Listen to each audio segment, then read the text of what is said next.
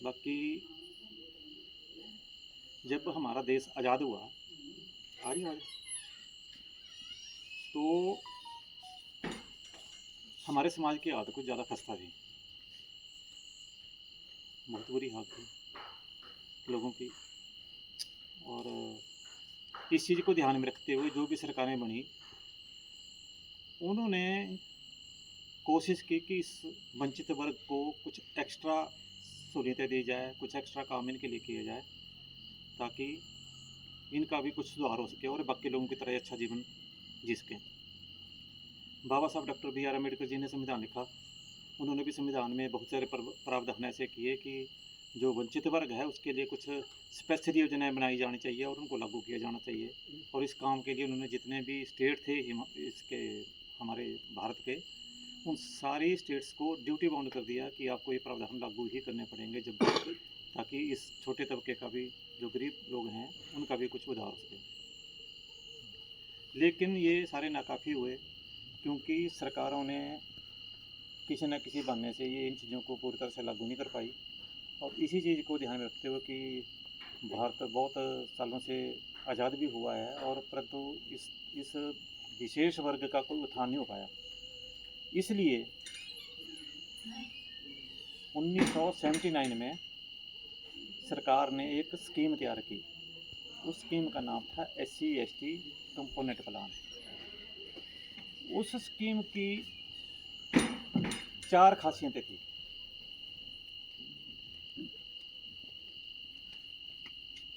पहली ये कि जो भी देश या प्रदेश का बजट होगा, उसमें से जितनी SC/ST की पॉपुलेशन जनसंख्या है, जितने परसेंट है, उतने परसेंट ही उस बजट में से अलग से पैसा रख लिया जाएगा और वो SC/ST के लिए ही खर्च किया जाएगा। ये उसकी पहली खासियत थी। दूसरी खासियत थी कि जो SC/ST का वर्ग है उसके लिए अलग से तो प्रावधान कर दिया पैसे का, वो तो खर्च उनके लिए होगा ही होगा, परंतु जो बजट में से पैसा बच जाएगा, जो दूसरे लोगों के लिए खर्च होगा, उसका लाभ भी इस वंचित वर्ग को मिलता रहेगा। दूसरी खासियत ये थी, जैसे 100 करोड़ का बजट है, उसमें से 25% हमारे लोगों, तो 25 करोड़ रुपया हमारे लोगों के लिए खर्च होगा, पर जो 75 करोड़ जो दूसरा है, उसमें से भी हमारे लोगों को लाभ मिलता रहेगा। जैसे आपका कोई स्कूल बन रहा है, पुल बन रहा है, सड़क बन रही है, तो उसमें हमारे लोग भी उसको यूज़ करेंगे। हॉस्पिटल बन रहा है, तो ये सारे प्रावधान थे।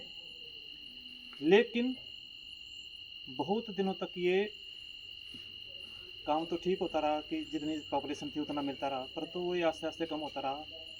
कारण कुछ भी कहें, मेन तो मैं यही मानता हूँ कि जो पढ़ा लिखा तबका था, उन्होंने इस बारे में ध्यान नहीं दिया कि ऐसी भी कोई स्कीम है और हमारे साथ ऐसा हो रहा है कुछ। और आस्ते आस्ते उस पैसे को पहले कम कर दिया गया कि अब वर्तमान समय में हमारी आबादी तकरीबन 33% है SC/ST की टोटल। और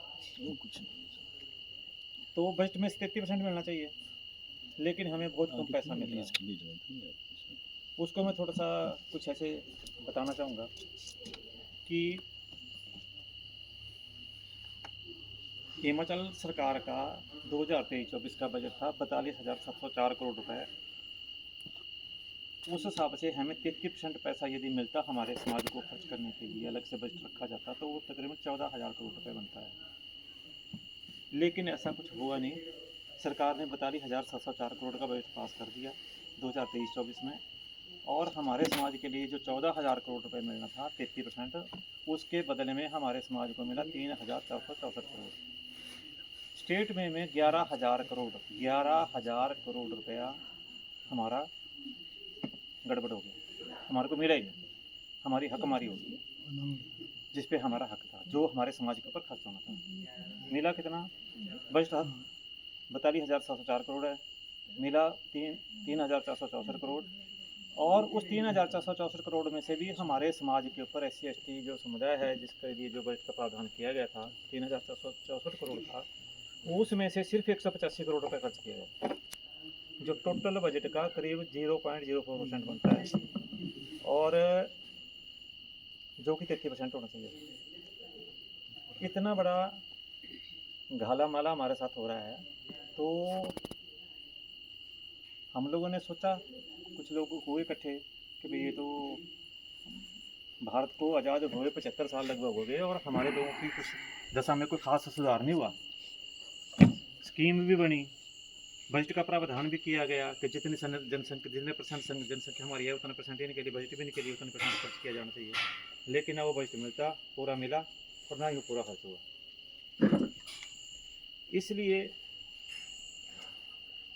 हम लोगों ने सोचा कि क्यों ना इसका एक एक्ट बनाया जाए। ऑल इंडिया लेवल पे कोई डिस्कस हुई बात और उसके बारे में तेलंगाना से शुरुआत हुई कि यदि इस स्कीम का जो पैसा जो ये इधर उधर खर्च कर रहे हैं, इस पैसे को ना डाइवर्ट किया जा सकता था, ना लैप्स किया जा सकता था,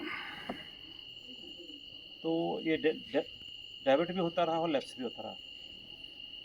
और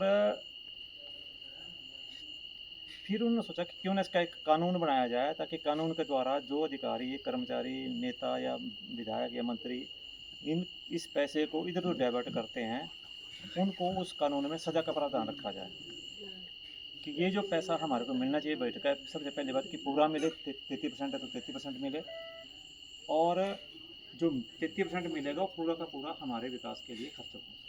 इसके बारे में एक कानून बनाया जाए। इसके लिए शुरुआत तेलंगाना से हुई और तेलंगाना में कानून बन भी गया काफ़ी लंबे संघर्ष के बाद। तो आज उसके बाद आंध्रा में, कर्नाटका में, राजस्थान में बना, तमिलनाडु में विधानसभा में पास हो गया, अभी करो मिलने को है इस आचार संहिता के बाद। तो हमने हिमाचल में भी सोचा कि हमारे भी यहाँ बनना चाहिए, और हमारी एक टीम तेलंगाना गई, जैसे उन्होंने बताया राकेश जी ने। तो हमने उनसे सहयोग मांगा, तो उन्होंने हमारा मार्गदर्शन किया इस बारे में, और इस बारे में फिर मीटिंग हुई मार्च 13 में कानपुर में। उसमें ये निर्णय लिया गया कि ये एक दो आदमियों का काम नहीं है, या एक संगठन इस काम को नहीं करवा सकता है, बहुत बड़ा काम है। तो क्यों ना सारे संगठन के लोगों को, जितने भी संगठन हमारे दलित समाज के बने हुए हैं हिमाचल में, उन सबको बुला